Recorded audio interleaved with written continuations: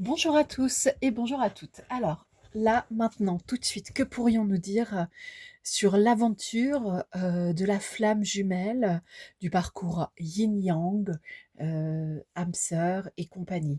Donc, en tout cas, de toute façon, c'est la thématique des relations dites sacrées.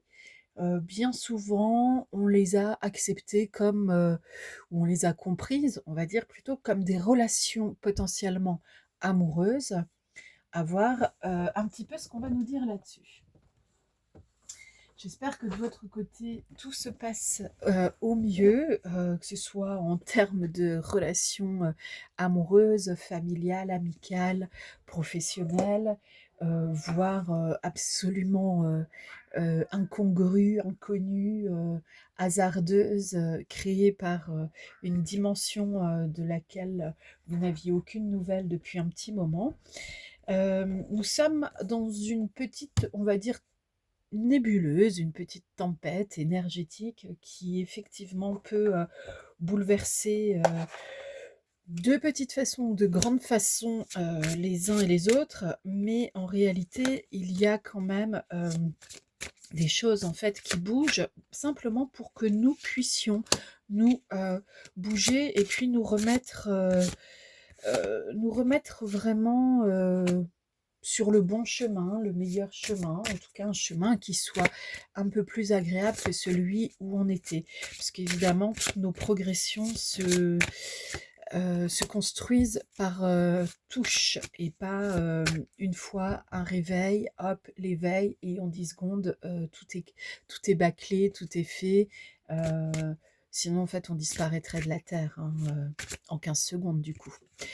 Alors, je tire là quelques cartes. Je suis sur un oracle qui nous permet d'avoir une idée visuelle euh, et puis pas simplement auditive de l'énergie qui vient vers nous pour nous parler de ces histoires que certains appellent rocambolesques et qui, à mon sens, existent tout de même. Alors, moi, je l'ai déjà dit par ailleurs, hein, même dans mes écrits, je suis pas tellement pour les étiquettes, d'une part, parce que je trouve qu'elles figent euh, dans une mode, dans un temps, et elles ne donnent pas toute la possibilité de la compréhension du phénomène, de la chose, de la situation, et ainsi de suite.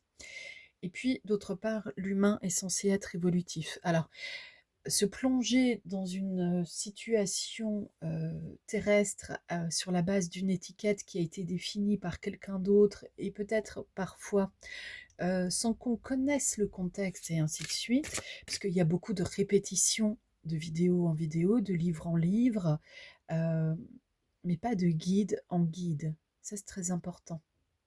Tout le monde n'est pas guide et on n'est pas guide toute sa vie.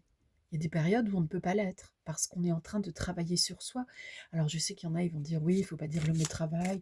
Mais en même temps, vous cherchez bien un job pour avoir un salaire, ou alors si c'est du troc, pour recevoir quelque chose qui vous permette de vivre.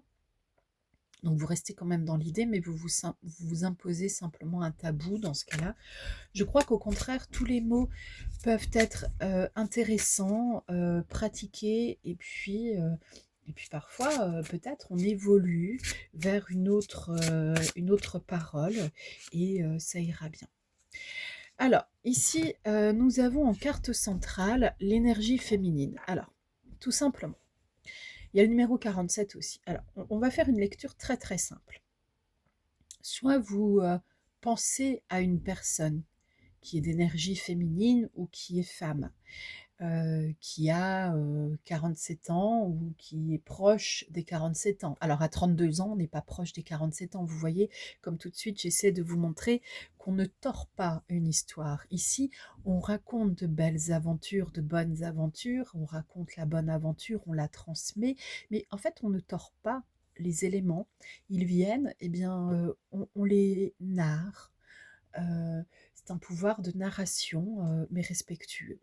Donc ici, on a d'abord l'histoire d'une une énergie féminine qui peut être la vôtre, puisque chaque être humain a énergie masculine et énergie féminine en soi.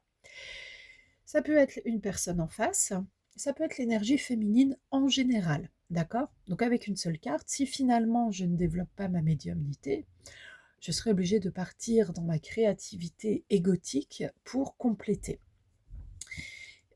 Pour ma part, ce n'est pas systématique que l'on m'appelle à observer la numérologie. Donc quand je vous dis en plus la 47, on est plutôt sur la notion d'une génération, d'un âge, donc on va dire 40 ans, 50 ans, quelque chose comme ça. Il y a un palier qui est en train de changer d'état d'esprit pour l'énergie féminine. Ah, ça peut être pour vous et l'autre en face de vous. Et on a ici l'éléphant. Alors l'éléphant en général, c'est quand même plutôt quelque chose d'imposant, massif, sûr, qui avance d'un pas sécure, lent.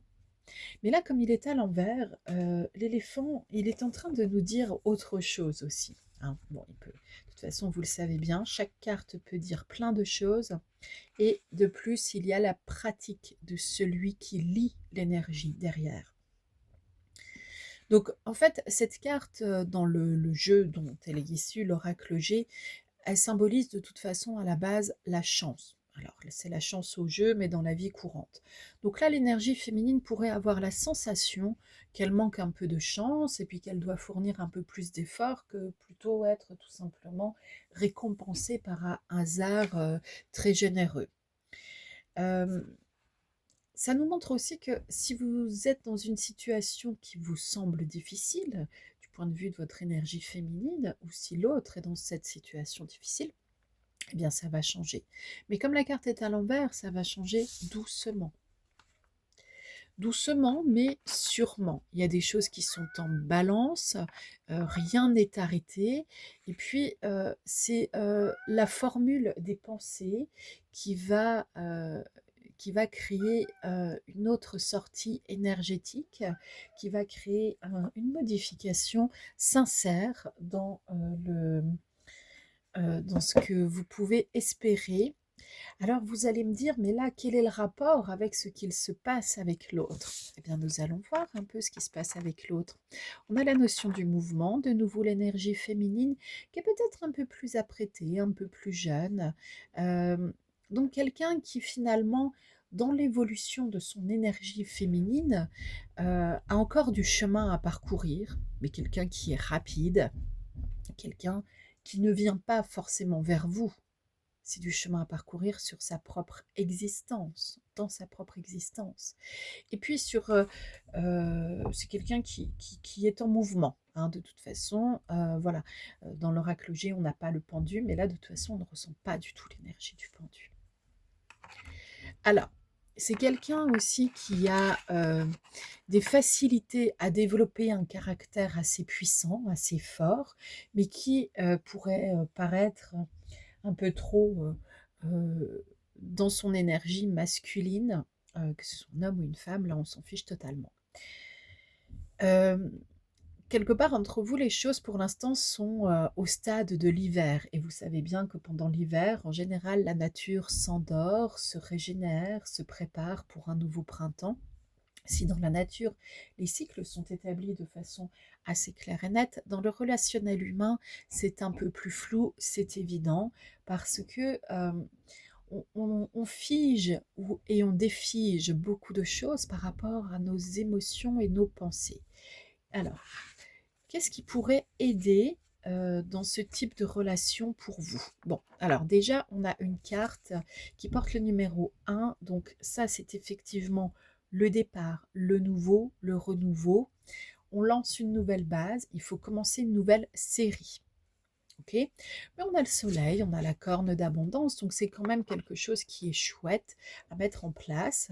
Bien sûr, ça va vous demander en fait de faire appel à vos outils intérieurs, ça va vous demander de bricoler des choses au sens symbolique dans votre existence pour pouvoir améliorer votre existence.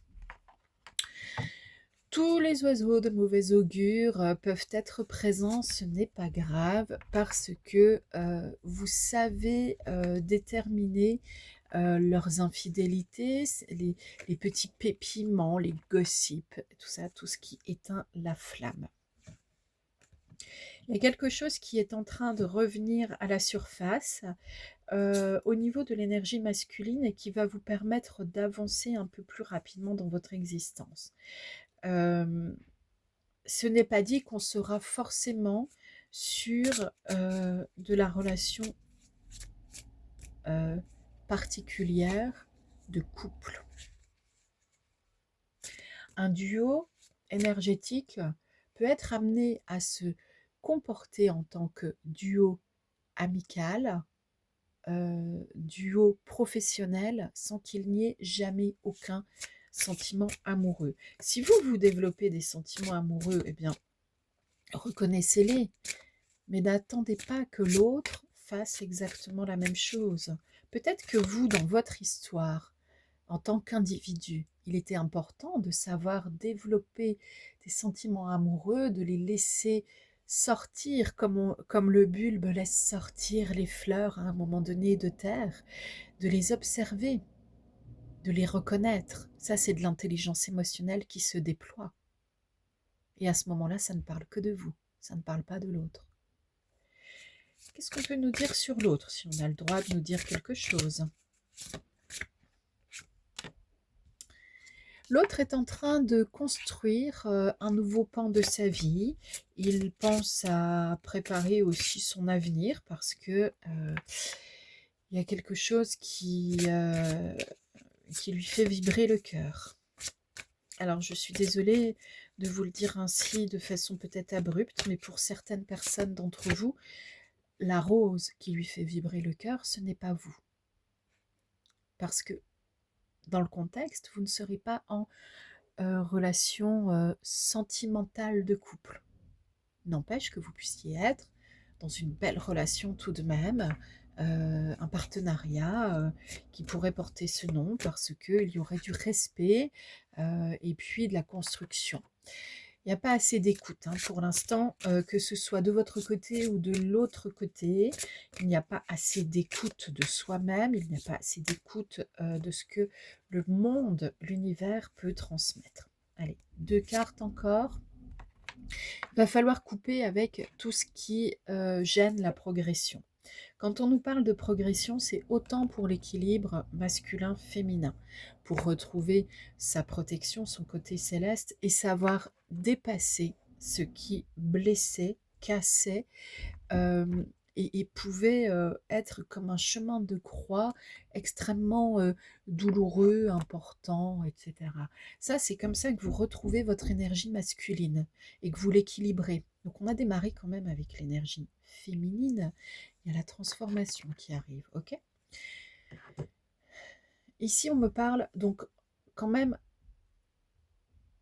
de façon importante d'un équilibre entre énergie masculine et masculine à l'intérieur de soi.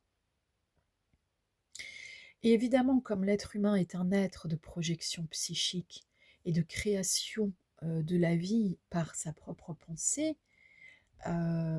outre la pensée mainstream, eh bien, il y a une possibilité de faire évoluer toute situation. Cependant, il y a des situations qu'on ne peut pas tordre, qu'on ne peut pas transformer à l'envie. C'est-à-dire que si une personne entre dans votre vie avec un rôle prédéfini, ce n'est peut-être pas vous, pour le coup, qui pouvez changer le rôle de l'autre. Par contre, vous pouvez changer votre regard, vous pouvez changer votre émotionnalité. Vous pouvez changer votre rendu émotif dans cette peinture qui est travaillée à plusieurs en co-création. Ça, c'est la première chose en fait que veut nous dire donc ce jeu. Et puis, nous allons voir rapidement avec quelque chose d'autre. Pour des personnes en fait qui ont l'habitude de se demander ce qu'elles peuvent faire dans leur existence pour améliorer leur existence, rien que le fait de se poser ce type de questions est déjà un grand pas en avant. Vous le savez bien, vous avez fait l'expérience maintes et maintes fois. Les réponses, les solutions n'arrivent pas forcément tout de suite à la seconde. Parfois, il y a des synchronicités rapides, parfois il y a des prises de conscience véloces, mais c'est quand même pas tout le temps comme cela. telle la protectrice de la mémoire. Alors ici, on est dans un jeu où tout a été écrit, créé, capté sur la base d'une énergie féminine et plutôt avec des formulations dans le langage au féminin. Cela n'empêche que vous puissiez être une femme qui se sent homme, un homme qui se sent homme, et que vous vous sentiez appelé par ces messages. Telle l'artisane de lumière. Bon. Alors, sur la protection de la mémoire, et puis le côté artisane de lumière, qu'est-ce que cela évoque en vous? Qu'est-ce que cela vous fait traverser comme émotion? Ça va être un petit moment à prendre pour vous-même. Comment vous voyez-vous artisan de lumière, artisane de lumière? Quelle mémoire protégée? Alors la mémoire, un petit conseil en passant, ce n'est pas uniquement la mémoire de vos aïeux. Vos aïeux ne s'arrêtent pas à papy-mamie. Ça, ce serait une vision trop restrictive. Ok? Et enfin, notre dernier message, je m'abandonne à la fleur de vie. La fleur de vie, c'est tout ce qui est finalement en harmonie, en construction. C'est la puissance de l'existence, comme l'étoile parfaite à 8 branches de la badiane, la fleur de badiane. C'est l'emblème aussi de la déesse Ishtar. Donc ça va chercher dans plusieurs acceptions, plusieurs références. C'est le symbole de la maternité, de l'indépendance, de l'amour et des Amazones. C'est donc la liberté d'être soi-même, et on est quand même bien ancré dans une énergie féminine qui a besoin de s'exprimer en tant que telle, qui a besoin d'être dans la profondeur de son ressenti parce qu'elle est intelligence émotionnelle, mais pour cela, elle doit aussi enclencher un nouveau cycle. Euh, il est nécessaire en fait de se remémorer aussi que dans son sang coule la sève de la vie. D'où vient la vie? Première lecture de vos parents biologiques vis-à-vis de l'identité terrestre que vous avez sur vos cartes d'identité et passeports, là, maintenant. Mais est-ce que la vie ne vient pas d'un peu plus loin? Et là, c'est à vous d'aller explorer avec vos propres références et dans le confort de votre pensée.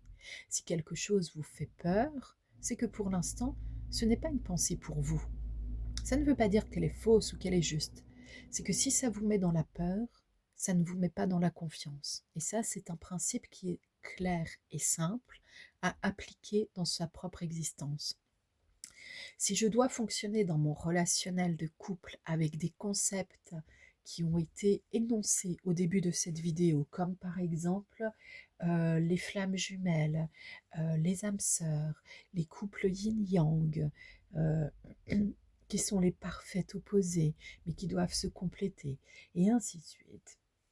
Donc sur la notion du parfait opposé, il y a encore beaucoup de choses à dire aussi. Et puis au fur et à mesure que nous avançons dans l'existence, nous pouvons découvrir d'autres concepts, poser d'autres étiquettes. Mais si je dois évoluer dans ce labyrinthe d'étiquettes, comment je me sens moi? Est-ce que j'arrive encore à vivre la relation que je dois vivre avec la personne? Ou est-ce que je suis en train de vouloir taper avec mon marteau, mon enclume, scier avec ma scie des branches et ainsi de suite pour favoriser ou forcer un passage qui en réalité n'était pas le bon? Ça, pour l'instant, dans cette vidéo, je n'ai rien d'autre à vous dire. C'est à vous de le savoir.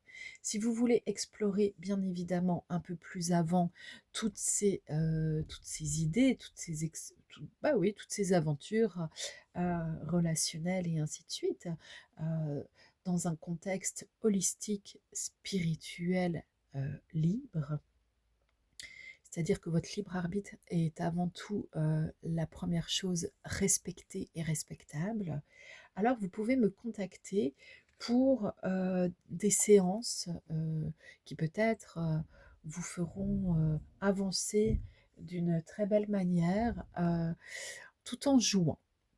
des séances parce que j'estime que je suis en train de parler à plusieurs personnes et je n'estime pas qu'il faudrait plusieurs séances forcément par personne. Ceux qui me connaissent le savent. Si une séance se réalise, je n'en préconise jamais une seconde, une troisième et ainsi de suite. Je ne pense pas à la série du 2, 3 et ainsi de suite. C'est à vous de ressentir si cela vous fait avancer, si cela vous fait du bien et si cela peut avoir un terme court, long ou je ne sais quoi. Il y a aussi autre chose que je veux vous proposer et dont je veux vous parler. C'est évidemment toute mon activité d'écrivain. On peut être créateur en écrivant des romans. Et alors, ici, c'est l'odeur de la pluie sur les fleurs d'acacia. C'est un roman donc, un autre livre, Interprète entre terre et ciel. Vous allez le trouver aux éditions BOD, dans la page bibliothèque qui m'est consacrée. Et il y a d'autres livres. Il y a un livre pour enfants basé sur ma pratique de la philosophie pour et avec les enfants, et les ados, et les tout petits, et les tout grands.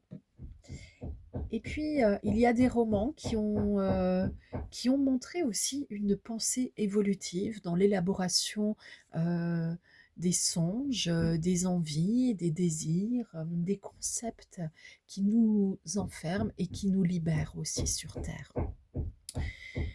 Pour d'autres activités autour de l'expression de soi, de façon artistique, plutôt quand même très déterminée, vous voyez aussi ici une œuvre qui fait partie d'une série. Toutes mes œuvres sont disponibles à la vente. Ce sont souvent des aquarelles, des techniques mêlées, et puis il y a aussi des créations graphiques numériques qui me permettent de superposer des idées avec une facilité étonnante rendue par l'outil numérique. Alors ce n'est pas une intelligence artificielle qui fait cela, c'est bien une intelligence humaine qui a travaillé sur soi, qui a développé des connaissances, une profondeur, et c'est tout ce que je vous souhaite de réaliser dans votre existence. À bientôt.